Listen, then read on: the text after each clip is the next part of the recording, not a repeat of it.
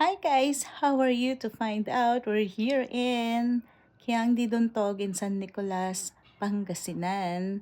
As you can see the cabins, the top of the mountains with the twins and friends, of course, savoring the view of this foggy view actually.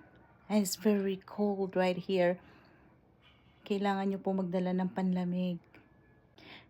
Taking advantage from saving pictures and videos of this view before the sun sets.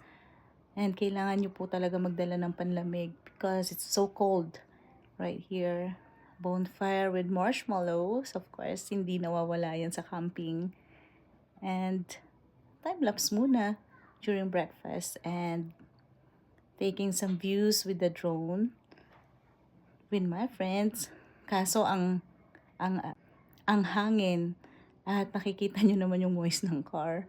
Sa sobrang fog, ang lamig dito, sulit. Sulit din ng mga pinamili naming mga fruits and veggies sa daanan. At thank you guys, ABD Riders, sa pagkuha ng pictures namin. And tingnan nyo naman talaga. At syempre, di mawawala yung food. Thank you for watching guys. That's it.